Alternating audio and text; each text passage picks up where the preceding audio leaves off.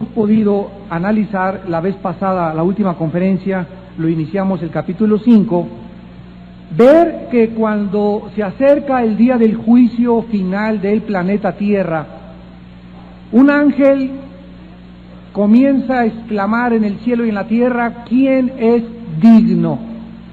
Se retrata a Dios con un libro en la mano derecha, sellado por dentro y por fuera, escrito por dentro y por fuera, con 7 sellos.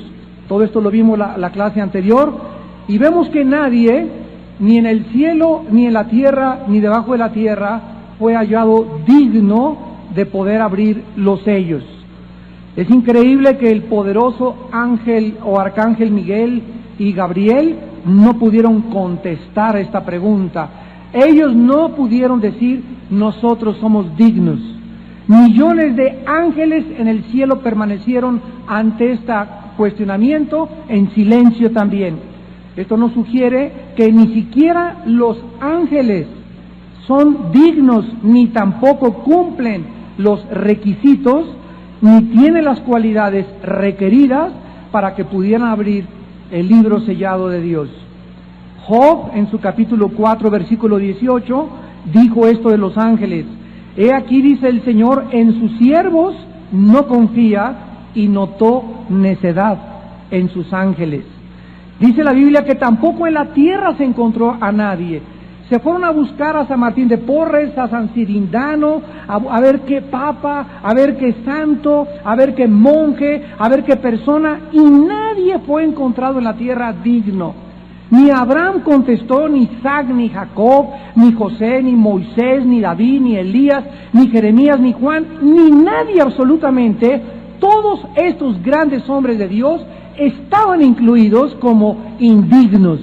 La raza humana, de acuerdo a la Biblia, está bajo juicio y bajo maldición, y no hay ningún ser humano que pueda ser calificado como justo.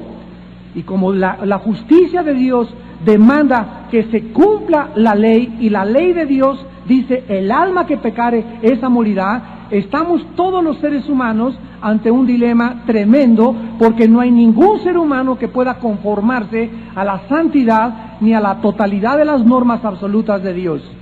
Entonces Dios no resuelve este problema, ya que no somos dignos ningún ser humano de alcanzar las normas y de satisfacer la justicia de Dios. Dios nos responde desde el cielo dándonos una justicia que no es de nosotros. Esto se llama en teología la imputación de la justicia de Cristo a nuestro favor. Y aquí Dios en la cruz hace 2 cosas: nos da a nosotros una justicia que no nos corresponde, que no es de nuestros méritos, ni jamás nos la podríamos ganar, y al mismo tiempo la culpa de nosotros se la pone en su Hijo Jesucristo. Dios nos da la justicia de su Hijo, y a su Hijo Jesucristo lo carga con nuestra culpa y con nuestros pecados.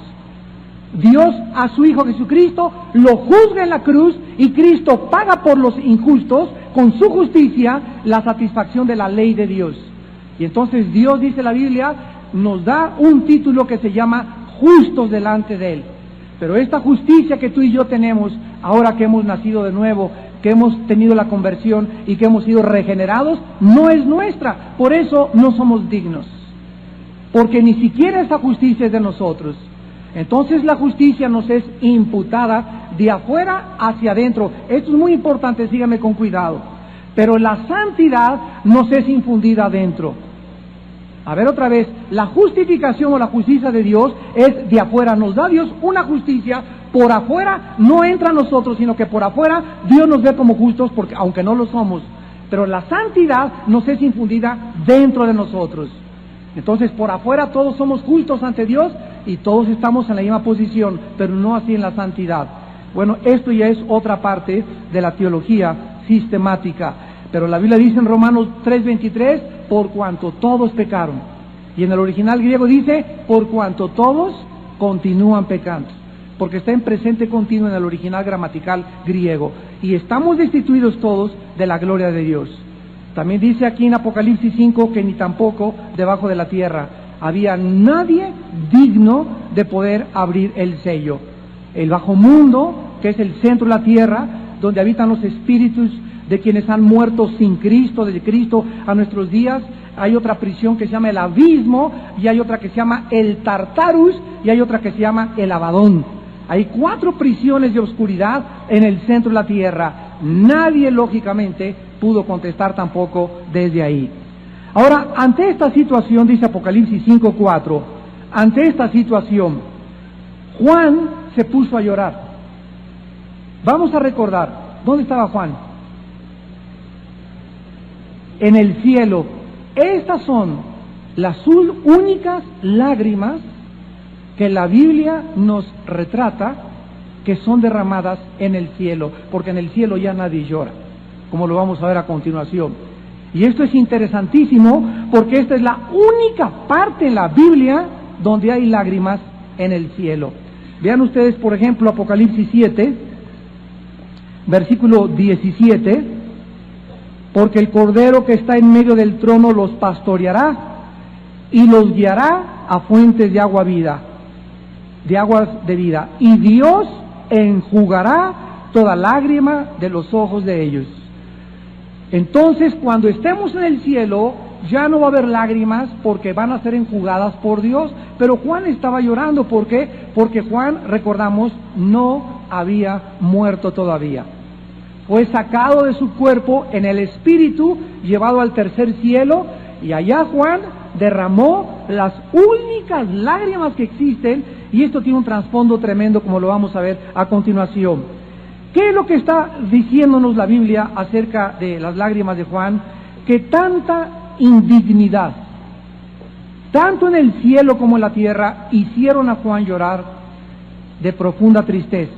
Porque a menos, Juan sabía que a menos que los sellos y el libro fuera abierto, el plan de Dios para juzgar el universo sería frustrado. Los juicios de Dios sobre este mundo deben alegrar a los justos. Miren Apocalipsis 6, del 9 al 10, lo que las almas de los mártires están exclamando en el cielo.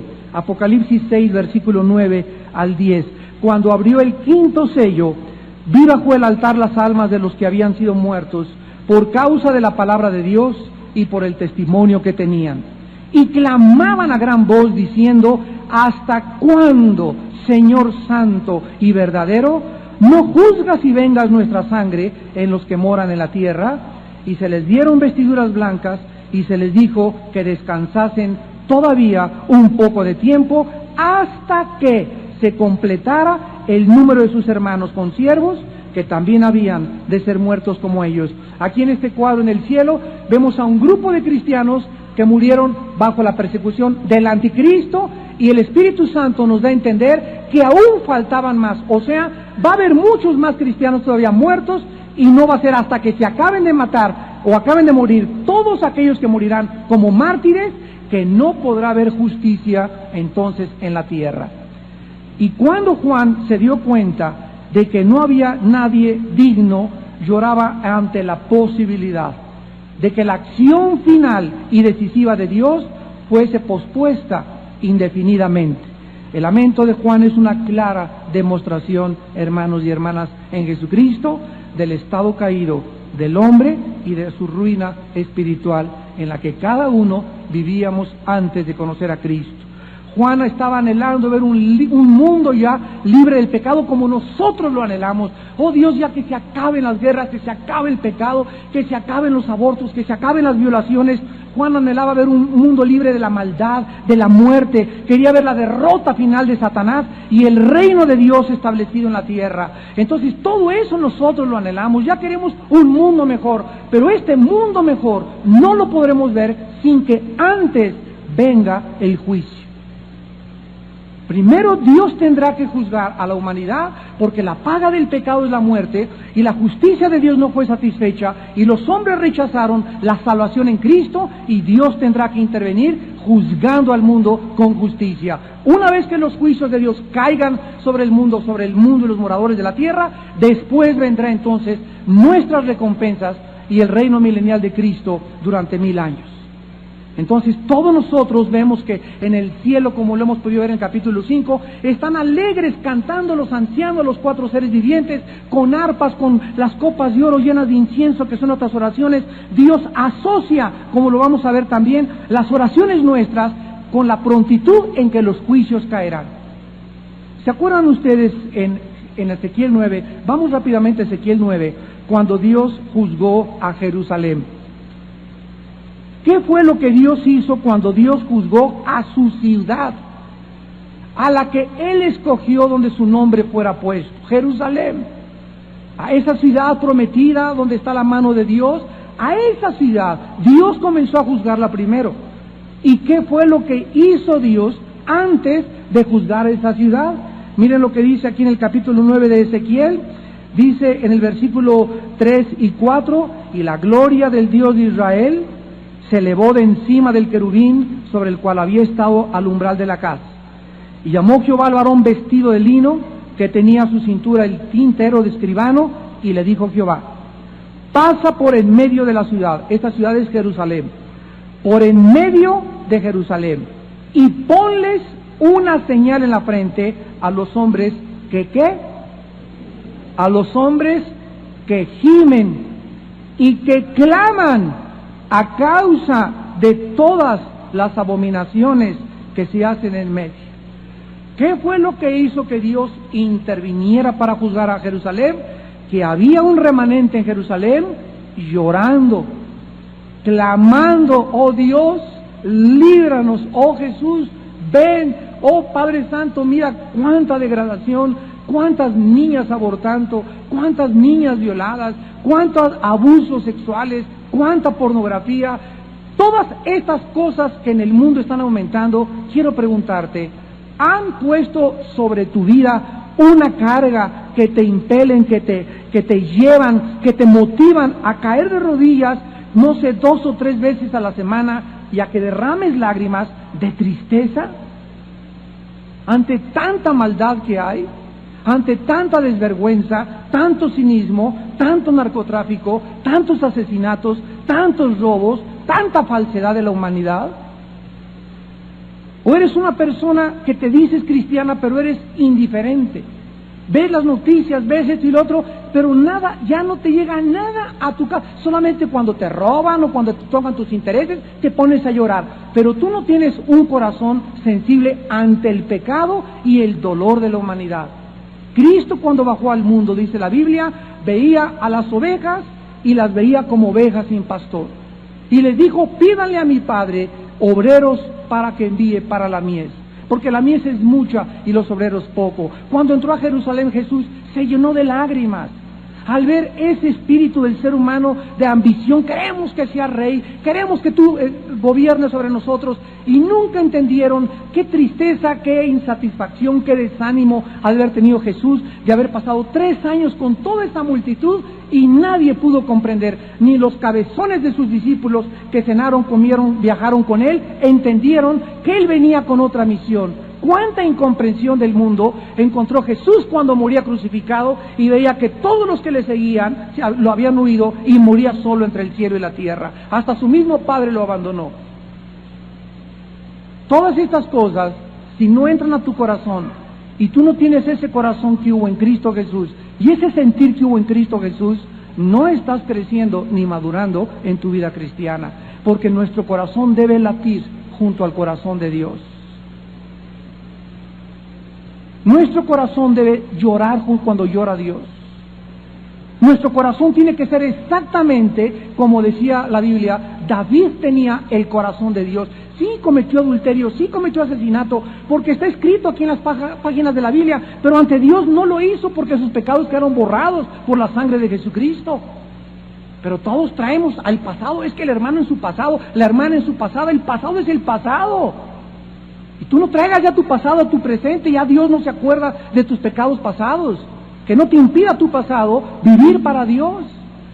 Pero tú tienes que levantarte y tú tienes que comprender que si tú quieres vivir realmente conforme al corazón de Dios, es porque David, aún después de sus pecados y arrepentido, latía su corazón junto al de Dios y lloraba y se entristecía y conocía todas las cosas que Dios amaba y aborrecía lo que Dios aborrecía.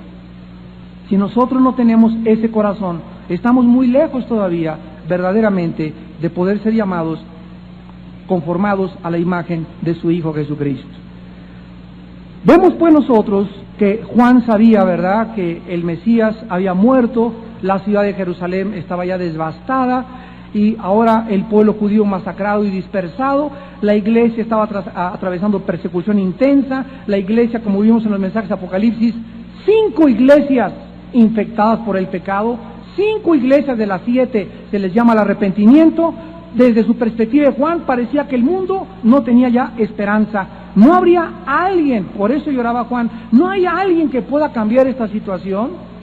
Oh Dios mío, si tú no juzgas al mundo, ¿cuántos años más van a pasar para que sigamos sufriendo? Pero la Biblia dice en el versículo 5, Apocalipsis 5, versículo 5, y uno de los ancianos me dijo, no llores, he aquí el león de la tribu de Judá, la raíz de David ha vencido para abrir el libro y desatar sus 7 sellos.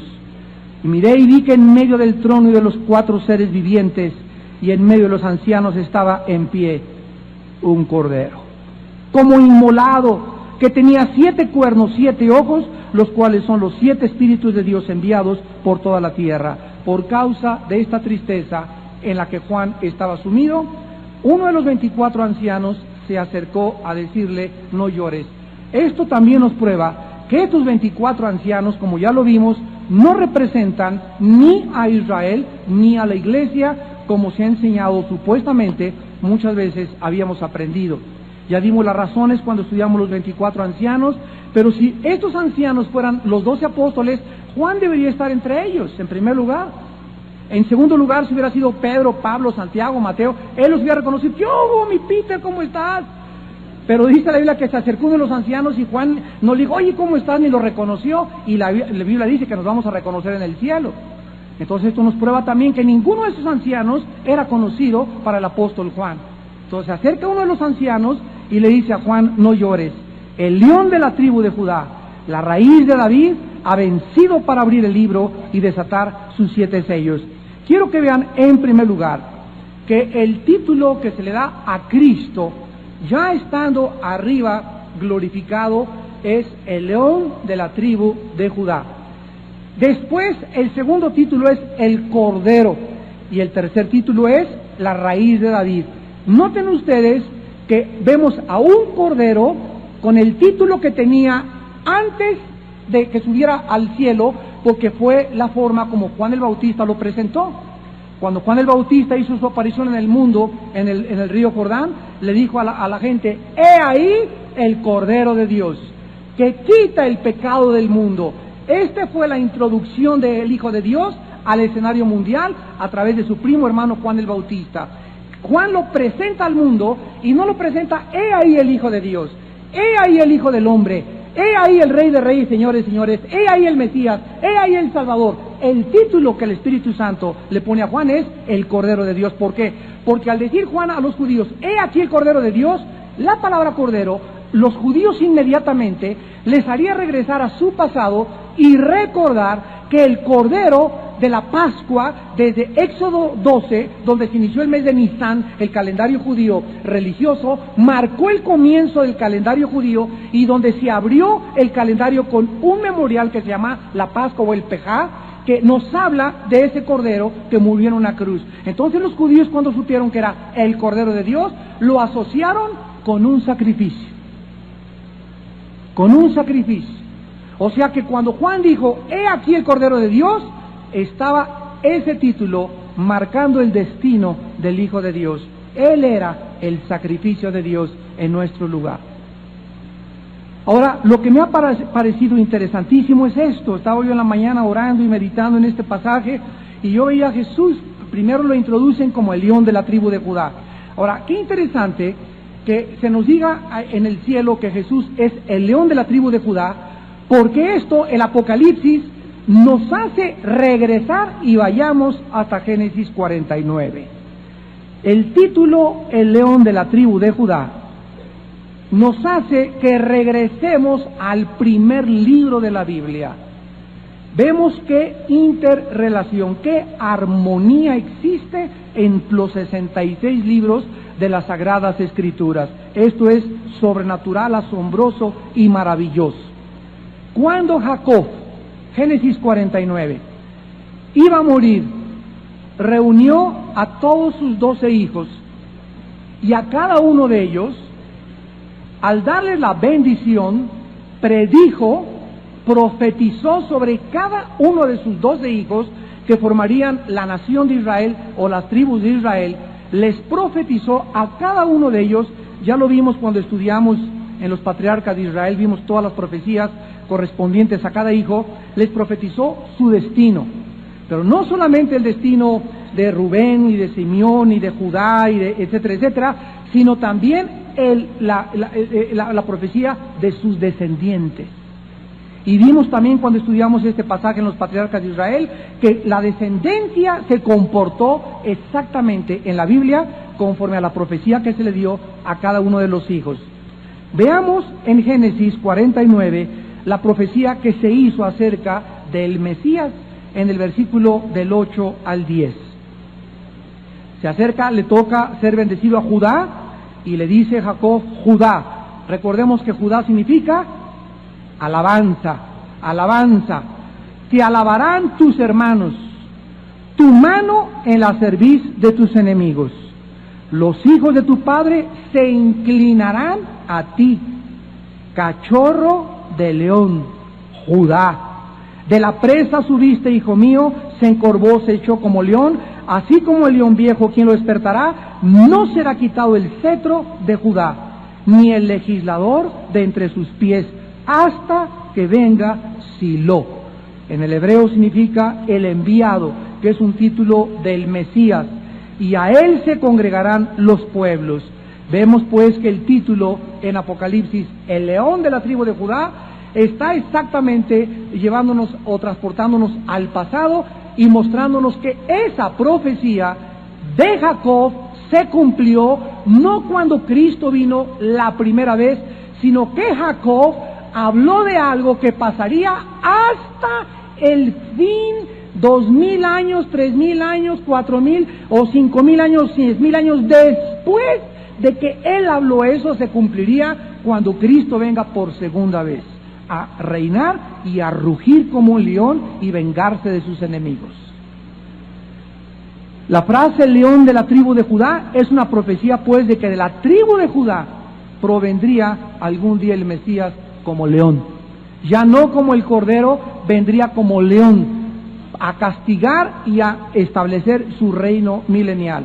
Ahora recuerdan ustedes, antes de pasar adelante, que en el Antiguo Testamento Dios asignó el sacerdocio a un grupo de personas de una tribu y de una familia.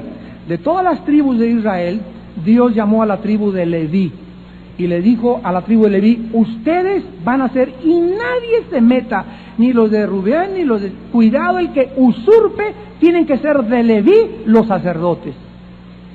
Y además de que tienen que ser de una tribu de Leví, tienen que venir de la familia de Aarón.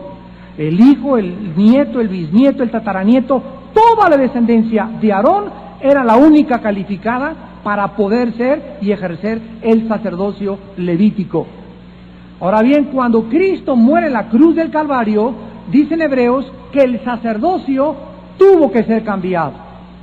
¿Por qué? Porque ya no se podían seguir ofreciendo más sacrificios a través del sacerdocio de Leví, porque Cristo ofreció un sacrificio superior, mucho mejor que el sacrificio y los millones de sacrificios que ofrecieron a través de todos los animales muertos.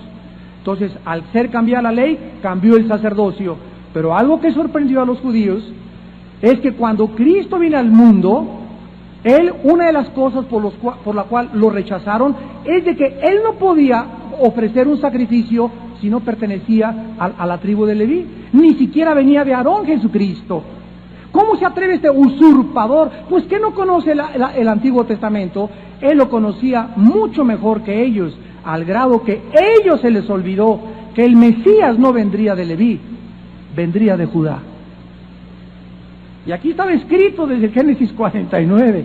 ¿Cómo se les fue a brincar la cadena a los teólogos, a los fariseos, a los escribas, a estudiantes de la ley? Y estos detalles tan importantes se les pasó y no supieron jamás, porque se les entenebreció el entendimiento, que el Mesías vendría no de Leví, porque no sería conforme al sacerdocio de Leví. El sacerdocio del Mesías sería un sacerdocio superior al del hombre, que es el de Leví y el de Aarón. El sacerdocio de Cristo, dice Hebreos 7, sería conforme al sacerdocio de Melquisedec, que es un sacerdocio eterno, sin genealogía, sin padre ni madre, sin ninguna ligadura con el ser humano. Es el sacerdocio que viene Dios y nos ofrece desde el cielo, donde nos muestra a su Hijo Jesucristo como el sacrificio perfecto. Por esa ofrenda nos hizo perfectos para siempre a los santificados. ¿Están aprendiendo algo? ¿O voy muy rápido? Bueno, si no, después oye la conferencia en tu casa en el carro. Bueno, ahora en segundo lugar regresamos a el Apocalipsis. Todo esto es precioso. Y dice en el versículo 5, que también el anciano en el cielo le dice a Juan, o le menciona el segundo título de Cristo, y aquí lo ligan en el cielo a Cristo como la raíz de David. Esto es algo maravilloso, porque Cristo es el único ser viviente, damas y caballeros, el único ser viviente de cuya genealogía se puede trazar desde Adán y Eva. Si tú vas a investigar tu árbol genealógico, principalmente en España, donde se guardan los álbumes heráldicos, se llaman, y a ver el apellido Jiménez, yo desde dónde vengo, quién fue Pancho Paraya Jiménez, de dónde viene el apellido García, de dónde viene el apellido Alducin, de dónde viene el apellido González, y puedes ir a la cuarta, quinta, sexta generación, y ahí nos atoramos. Hasta podemos llegar hasta la séptima. Hay en España personas que han llegado a la 9ª generación, de donde desciende su árbol heráldico. Cristo, cuando vienes a estudiar la Biblia, en el Evangelio de Mateo y en el Evangelio de Lucas, comienza, hijo de tal, hijo de tal, hijo de tal, hijo de tal, hijo de tal, y dio a José y dio a María. Un evangelio da la genealogía de María, la Virgen, la Madre de Cristo, y el otro da la genealogía de José. O sea que, fíjense ustedes lo que es maravilloso Dios. Dios quiere mostrarnos una credencial de que su Hijo era el Hijo de Dios, era el Mesías verdadero. Y el Mesías tenía que probar que venía de David. El Mesías tenía que demostrar que él ascendía en su genealogía de Noé, que descendía de Abraham, que descendía de toda la línea que Dios había escogido, que descendía de Judá. Entonces venimos a las genealogías y nos damos cuenta que María y José tenían forzosamente, para ser los padres del Hijo de Dios, que haber descendido, tanto José como María, de Salomón. Y Salomón, ¿verdad? Y de David. Luego David tuvo Salomón, y luego tuvo al otro hijo Natán, y José viene legalmente un hijo de Salomón, María viene de otro de Salomón, y los dos vienen del rey David. Entonces vemos de qué forma tan exacta, también a través de las genealogías, el Mesías tenía que cumplir con estas credenciales para ser el auténtico y verdadero señalado Hijo de Dios. Ahora, veamos esto en el Antiguo Testamento, en el libro de Isaías y en el libro de Jeremías. Vamos primero a Isaías 11 y veamos este título mesiánico, de dónde se deriva. 750 años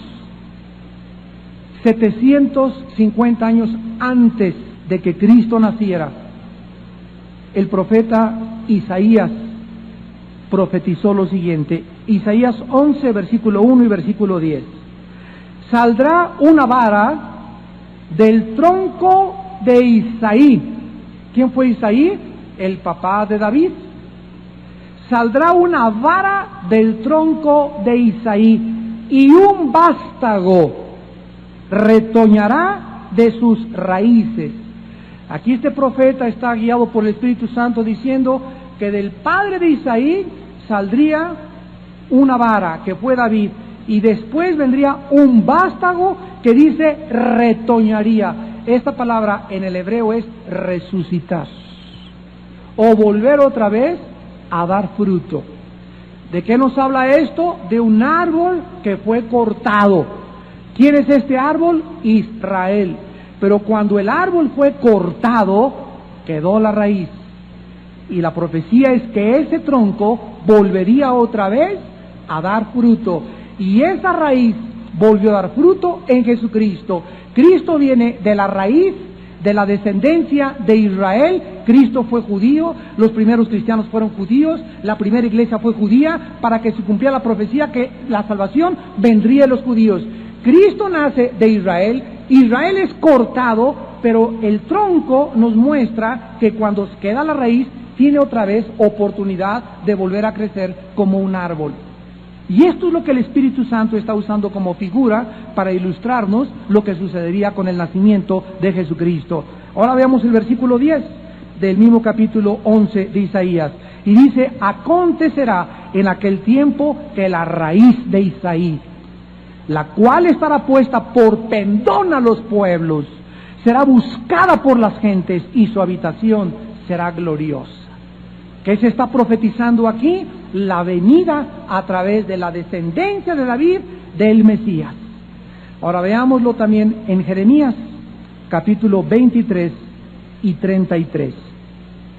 También el profeta Jeremías habló respecto, guiado por el Espíritu de Dios. Dice Jeremías capítulo 23, versículos 5 y 6. He aquí que vienen días, dice Jehová, en que levantaré ¿a quién? A David. Miren cómo se llama al Mesías: renuevo justo. O sea, volverá a retoñar. Acuérdense que cuando David murió, ¿qué sucedió? Salomón ocupó el trono. Y muere Salomón, y mujeriego, borracho, parrandero y jugador. Acaba con el reino y se divide el reino de Israel en dos, en Jeroboam y Robán sus hijos, y sigue una línea de reyes maldosos, el 80% fueron malos, etcétera, etcétera, hasta el año 606, en que son hechos cautivos por el rey de Babilonia, Nabucodonosor, y se acaba desde hace 2600 años. Israel terminó con Dios, terminó como Estado, terminó como el pueblo de Dios, y hasta 1948, cuando recobraron su independencia y la nación nació en un solo día, volvió otra vez a Israel a figurar dentro de los planes de Dios como un aviso a las naciones que comenzaba a retoñar la higuera, que comienza esta ciudad a levantarse, que los huesos secos de Isaías 37 se comienzan a juntar, y lo único que les falta es la vida, el soplo del Espíritu Santo, para que todo Israel sea salvo. Entonces todo esto está aconteciendo delante de nuestros ojos. He aquí levantaré un renuevo justo y reinará como rey, el cual será dichoso y hará justicia y juicio en la tierra. Esto no lo hizo el Mesías en su primera venida. Él murió crucificado, despreciado y desechado entre los hombres.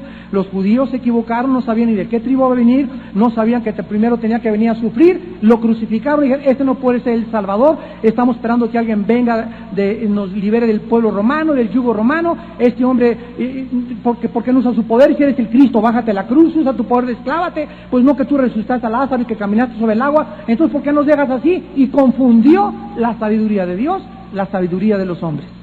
Porque escrito está: destruiré la sabiduría de los hombres y desecharé el entendimiento de los entendidos. Porque lo necio del mundo escogió Dios para avergonzar a los sabios, y lo débil del mundo escogió Dios para avergonzar a los fuertes, y lo vil y lo menospreciado escogió Dios para deshacer lo que no es, a fin de que nadie se jacte en su presencia. 1 Corintios 1, 25 al 28. Entonces, regresamos a Apocalipsis. Estos dos títulos tenían que estar relacionados, porque el cielo da testimonio de que ese hombre, el Cordero, Jesús, es realmente el Hijo de Dios. Y si alguien tenía dudas, en el cielo las criaturas criadas por Dios dan testimonio que Él es el león y Él es la raíz. Ahora vean ustedes por qué nunca nadie se halló digno, ni los ángeles, ni San Cirindano, ni San Martín de Porres, ni los papas, ni Abraham, ni Jacob, ni nadie. Dice aquí el versículo 5, el león de la tribu de Judá, la raíz de David, ha vencido. Ha vencido para abrir el libro y desatar sus 7 sellos. Cuando Dios envió a Cristo aquí al mundo, Cristo, esto es muy importante, Cristo pudo solamente haber venido al mundo, mis nenes, peace and love, Confucio vino y les dio la regla de oro. Buda, un hombre, buscó la causa del sufrimiento, y todos los grandes hombres han venido a darles un ejemplo a los hombres. Pero Cristo viene y no queda solamente en su vida perfecta y justa, sin pecado, sino que tenía que abrir los brazos en una cruz y tenía que ser sacrificado. ¿Por qué antes de la cruz del Calvario tuvo que vivir una vida justa? Porque antes, lo vimos ya en una clase, antes de que Él abriera sus brazos en la cruz y pudiera ser aceptado por el Padre como el perfecto sacrificio, su vida en la tierra tenía que demostrar que Él era el perfecto sacrificio y que ese hombre había cumplido absoluta, total y satisfactoriamente la ley de Dios. Porque ni tú ni yo cumplimos la ley de Dios. Desde que Dios le dio los 10 mandamientos a Moisés, no hay ningún ser humano que haya cumplido los 10 mandamientos. ¿Por qué? Porque somos incapaces, somos inhábiles de cumplir las demandas justas de Dios. Entonces Dios, las maravillas del Evangelio es esto. Las buenas noticias es que Dios en nuestro lugar cumple la ley en su Hijo Jesucristo. Y Dios en nuestro lugar paga nuestra culpabilidad y le pone nuestra culpabilidad a su Hijo Jesucristo en la cruz. Y una vez que el Hijo de Dios toma tu culpa y mi culpa, tus pecados y mis pecados, Dios la justicia de Cristo nos las da a nosotros y la culpa de nosotros se la pone a Él. Esto es un intercambio que hubo entre el justo y los injustos. Y todo esto Dios lo resuelve a través de la justicia de su Hijo Jesucristo. Entonces, como nadie pudo vencer en la cruz, ni nadie pudo vivir la vida de Cristo, los ángeles no podían venir a salvarnos. Porque para el Salvador tenía que identificarse con la raza humana. Y los ángeles son criaturas especiales que no fueron creadas para vivir en esta tierra, sino en el ámbito espiritual. Entonces, todas estas condiciones, toda esta logística, tenía que llevarse a cabo, todo este mecanismo tenía que cumplirse para que entendiésemos nosotros qué es lo que significa la muerte de Cristo en la cruz. Muchos de ustedes saben que Cristo murió en la cruz, pero muy pocos de ustedes saben por qué murió en la cruz. Y cuando queremos contestar por qué murió en la cruz, nos introducimos al mundo de la teología. La teología es el estudio de Dios, el estudio de la mente de Dios. Y la teología es la disciplina intelectual, filosófica, mental y espiritual más grande y el desafío más grande a la mente humana que existe para que cualquier persona que le interese y le guste el estudio y meterse profundamente en un libro, no hay comparación como la Biblia, porque ni 500 años nos bastarían para poder nosotros comprender todos los misterios de Dios. Yo todos los días, salgo con todo mi corazón, todos los días me asombro, todos los días en la mañana cuando tengo tiempo con Dios, paso mi devoción, siempre le digo, oh Dios, asómbrame, muéstrame, revélame algo, y hay cristianos que, ya lo sabía, ya hay verdades que ya en ti ya no se prende, como los discípulos en el camino de Maús que dice, cuando nos comenzó a hablar, sentimos que un fuego quemaba nuestro corazón. Así tú tienes que sentir cuando tienes comunión con Dios en la mañana, temprano y devocional con Dios, que un fuego te quema, que sientes, que lo entiendes, que lo puedes percibir. ¿Por qué? Porque el Espíritu Santo te está revelando las maravillas del corazón y la profundidad de la mente de Dios. Ahora dice el versículo 6, Apocalipsis 5:6, que entonces Juan, habiendo entendido que la persona o el ser que abriera los sellos y que tuviera el derecho de juzgar al mundo, porque ya vimos que en la clase pasada que el libro contiene los 6 sellos, las 7 trompetas y las 7 copas, tenía que haber vencido. Ahora, Cristo venció 3 cosas. ¿Se acuerdan ustedes que Jesús dijo, en el mundo tendréis aflicción? En el mundo van a sentir ustedes así, se van a sentir así apretados, y Dios mío, y las guerras, y el hambre, y todo. Y dice, la palabra aflicción, tilipsis en el griego significa bajo presión, o como que te amarran y te aprietan. Dice, en el mundo ustedes van a sentir que el mundo los aprieta. Pero en el lugar de que se sientan apretados, ustedes tienen que reaccionar y decir, tú no tienes ninguna influencia en mí. ¡Yo soy libre! ¿Y qué es lo que nos hace impedir, o qué es lo que nos hace reaccionar a que el mundo está controlado por Satanás? Y el sistema del mundo tiene un propósito: a sentirnos apretados, acorralados, desanimados, fracasados, que estamos en un rincón, que ya no hay salida, ya no puedo casarme, ya no creo en ningún hombre, porque los 3 como que me he casado me maltrataron. Claro que hay un hombre, pero te casaste con 3 misógenos, te casaste con 3 rotoquintopateros, te casaste con 3 que no valen la pena, porque te casaste 3 veces fuera de la voluntad de Dios. Pero si tú entras a la voluntad de Dios, vas a encontrar que hay hombres que valgan la pena, hay mujeres que valgan la pena, pero te ha ido en la vida como te ha ido por tus pecados, porque no has querido obedecer a Dios. Pero cuando nosotros no permitimos que el mundo nos apriete, ni, ay, ya no, para qué lucho, ay, todo es igual, y todas las viejas son igual, y todos los hombres son los gandallas, ya nunca voy a fracasar, nunca voy a subir nada, y ya aborté, y ya Dios no me puede perdonar. Y si sentimos que nos aprieta el mundo y no reaccionamos, porque mayor es el que está dentro de nosotros que el que nos está apretando, te desanimas. Te desanimas. ¿Por qué? Porque somos incapaces de aguantar tanta presión. ¿Y qué es lo que el mundo hace cuando siente la presión? Un chocho, un tequila, un whisky, me voy con otra señora, me voy con otro hombre, escapismos. O sea, el mundo busca un anestésico. Es tan cruda la realidad de enfrentar al mundo en sus 5 sentidos que necesita el ser humano buscar algo, y nosotros fuimos entregados a Cristo y Cristo a nosotros para que Él sea nuestra fortaleza en el tiempo de nuestra angustia, para que tú descubras que es real.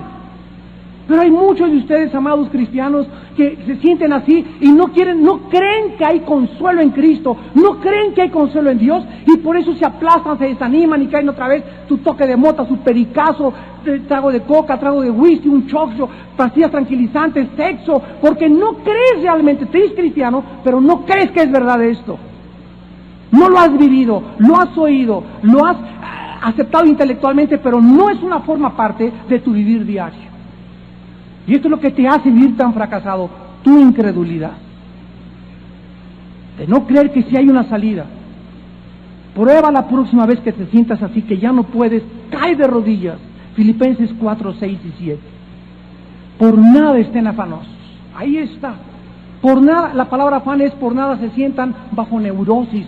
No llegues a la neurosis, no llegues a la ansiedad, no llegues a que los problemas se acumulen y te sientas explotar y ya quieras correr y aventar la toalla y ya no hacer nada en la vida. Si tú llegas a ese momento es porque los días anteriores, las semanas anteriores, has vivido lejos, te has separado de la Biblia, no has tenido una vida de oración, no te has juntado con cristianos, y es lógico que llegues a ese momento, porque el mundo es a donde nos quiere llevar. Ahí nos quiere llevar el mundo, a que nos sintamos derrotados, que no servimos y perdemos nuestra identidad, y tenemos una riqueza y una herencia inmensa y profunda en la obra de Cristo en la cruz del Calvario. Por nada estés afanoso, dice Filipenses, si no sean conocidas tus peticiones delante de Dios. Cae de rodillas: Padre Santo, ya no aguanto, Señor. Ya, Señor, por favor, esto, oh Dios mío, mira a mi hijo, Padre, mi esposo no cambia, Padre, mira el mundo, tal. Y sean conocidas, dale a conocer a Dios lo que sientes. Él quiere que se lo expreses, porque el momento, aunque Él sepa lo que tú sientes, Él quiere que lo expreses, porque nuestra expresión es una manifestación de que creemos que nos oye. ¿Qué es la oración? Dios sabe nuestros pensamientos, ya sabe nuestras necesidades. ¿Por qué nos manda a orar sin cesar? Porque es la forma de evidenciar que realmente creemos que nos oye. Y sin fe es imposible. Entonces, una vez que le das a Dios a conocer sus peticiones, la paz de Dios, que sobrepasa todo pensamiento, guardará vuestros pensamientos y vuestros corazones en Cristo Jesús. Tú tienes, cristiano que me escuchas, ya llegar en tu vida a esta universidad de Dios, donde tú ya estás experimentando, y no, ay pastor, ore por mí, ay pastor, y comienzas a cambiar lo que Dios puede hacer en tu pastor. Está bien que tú vengas y yo te puedo decir, mira, es el camino, pero yo no soy Dios. Nunca recibirás de un pastor, ni de ningún hombre, ni de ninguna mujer, lo que directamente tienes que recibir de Dios. Tú tienes que encontrar a Dios y descubrir a Dios y llorarle a Dios, no llorarle al pastor. El pastor viene y él te dice, esto está en la Biblia, esto está bien, esto está mal, pero el pastor no te puede infundir ni el ánimo. Ay, pastorcito, écheme su bendición, porque, ay, pastorcito, écheme su bendición y cúreme. Y todo es el pastor, y está bien que ore por ti, pero no antes. Ya ahora tú le llevaste a Dios tus peticiones, ya le lloraste antes a Dios, ya le pediste antes a Dios esa bendición. ¿O crees que un hombre o crees una mujer son los que van a resolver tus problemas? Cuando confiamos en algún ser humano para satisfacer nuestras necesidades más íntimas de nuestra alma, hemos levantado un ídolo en nuestra vida. Tienes un ídolo, cualquier ser, cualquier persona que confío yo, que me va a resolver los problemas en lugar de Dios. Cuando crees que tu situación que estás atravesando es por causa de tu vieja, por causa de tu viejo, por causa de que en la iglesia no hay amor, por causa de esto, cuando cualquier ser humano le echa la culpa de su vaciedad, de su frustración, de su pecado, de su soledad, a cualquier ser humano, es porque él había puesto ídolos enfrente de su vida. Ni tu esposo, ni la mejor esposa, ni tus mejores padres, ni tus mejores hijos te podrán dar solo lo que viene de Cristo Jesús. Y ese es el problema de tantos cristianos amargados y tirados que han puesto su confianza en hombres. Los hombres los han desilusionado y ellos se desilusionaron juntamente con aquellos que los desilusionaron. Dice la Biblia para terminar, entonces, en medio del trono y de los 4 seres vivientes y en medio de los ancianos estaba de pie un cordero como inmolado, con 7 cuernos y 7 ojos, los cuales son los 7 espíritus de Dios enviados por toda la tierra. Y vino y tomó el libro de la mano derecha del que estaba sentado en el trono. Y cuando hubo tomado el libro, los 4 seres vivientes, vean ustedes el orden, primero siempre son los 4 seres vivientes, después, como ya vimos, le siguen los 24 ancianos, se postraron delante del cordero. Todos tenían arpas y copas de oro llenas de incienso, que son las oraciones de los santos. Vemos nosotros que el Cordero es mostrado en el cielo, en el estado en el que él estaba antes de subir glorificado.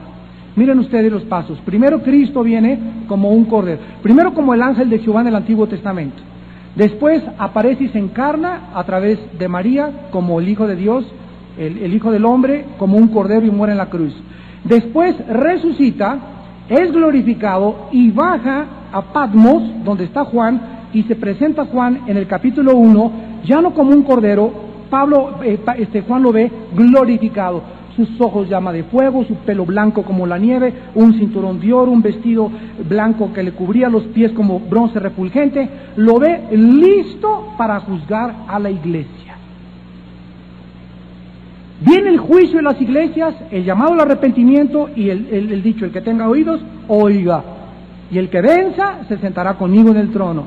Y acaba todo este panorama y es presentado ahora en el cielo, pero ya no está en el cielo con ojos, llama de fuego, con pies, sino que Juan lo ve inmolado como lo vimos nosotros aquí abajo en la tierra.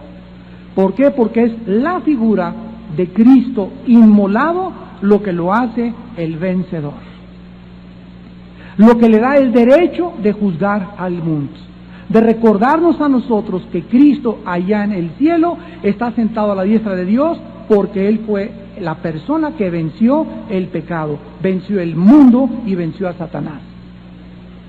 Y les dije yo que dice en Juan 16, en el mundo tendrán aflicción, pero confíen, yo he vencido al mundo. Yo estaba platicando ahorita con los pastores que en la junta que tenemos los martes, y le estaba compartiendo, Cristo nos dice, mira Armando, yo vencí las tentaciones sexuales. Ah, sí, Cristo también tuvo tentaciones sexuales, las tuvo. Vencí las tentaciones del dinero, del poder, de la fama, de la popularidad. Yo tenía que ser semejante a ustedes en todo y ser tentado en todo semejante a ustedes. Tenía que vencer el sistema del mundo y tenía que vencer a Satanás y tenía que vencer al pecado en la cruz. Ahora, si yo sé que mi maestro venció en el mundo y yo me siento incapacitado para poder vencer las tentaciones, yo les decía a los pastores hace unos momentos, una de las cosas que nos dan a nosotros la victoria sobre las mujeres es comenzar los varones a educar nuestros ojos y nuestra mente. Si tú logras o a tus ojos, no veo esa muchacha con el ombligo de fuera. Y no veo ese programa de televisión, y le cambio, y no veo esta revista, y comenzamos a educar nuestros ojos. El segundo paso es que nuestra mente va a comenzar a ser fortalecida para que yo recuerde algo. Yo les decía también hoy en la tarde a los pastores, hace mucho tiempo tuve el privilegio de estar 2 días con el doctor Billy Graham en Acapulco. Él me invitó después de que vino aquí a predicar y estuvimos en la oficina del expresidente López Portillo. Yo fui su traductor de él ante el presidente en Los Pinos, y después me invitó a Acapulco 2 días ahí en su condominio, y estaba sentado en la alberca, y anoche le dije a mi esposa, ¿sabe lo que me dijo Billy Graham? Me vino a la mente ahorita. Me dijo, Armando, siempre como una lanza me entró en mi corazón. Me dijo, Armando, siempre que veas a una mujer que no es tu esposa, estás deshonrando a tu esposa. Le estás robando la honra a tu esposa. Con solo mirar a una mujer que no sea tu mujer. Y Dios te está viendo.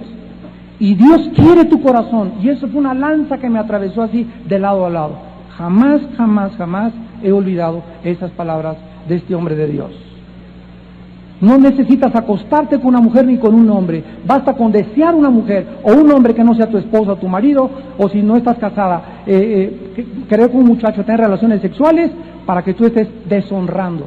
Y me dice, cuando tú deshonras a tu esposa, le estás robando la honra que Dios le da. Porque dice en 1 Pedro 3, tratar a vuestras mujeres como vasos frágiles, dándoles honor. Esa palabra dándoles honor significa dándoles el valor o la honra que Dios les da a las mujeres. Si queremos nosotros verdaderamente ser hombres de Dios y llegar y vencer, tenemos que recordar eso. Me dice Cristo, Armando, tu parte es no veas. No veas. Comienza ya a cerrar, a no ver, y te vas a dar cuenta que sí puedes. Tu problema no son las mujeres o el sexo, la pornografía, la comida. No veas los tamales oaxaqueños. No vayas, ¿y qué tiene de postre? No pases por la panadería del Globo y a ver qué cuernitos hay. Porque te estás, es como tentar a Dios. Tenemos que comenzar a imponernos dentro de nosotros mismos una disciplina. Termina Pablo diciendo en 1 Corintios 9, 25 al 27, golpeo mi cuerpo y lo pongo en servidumbre. No sea que, habiendo sido heraldo de muchos, yo sea eliminado. No se imaginan la cantidad de cristianos y de líderes que están cayendo por el sexo, por las tentaciones sexuales. Anoche vi un programa de televisión que decía que en México 63 niños menores de 12 años son violados diario. ¿No te hace llorar eso? Y más del 50% de esos 62 niños que se violan, de los que están denunciados, ¿cuántos faltan denunciar? Son violados por sus padres y sus padrastros. ¿No te hace llorar eso? ¿Te imaginas a uno de nuestros hijos que te dan esa noticia? ¿No te dan ganas de agarrar a ese hombre, cara de tejocote, y apretarle el pescuezo? Infelices. Arde una ira, es una ira santa de Dios. Oh Dios, que caiga tu juicio sobre esos varones y sobre esas personas que de veras son degradados y perversos de hacerles a un niño. Y ardemos, Padre Santo, oh Dios, haz justicia, haz justicia. Esos hombres que se aprovechan de esas mujeres.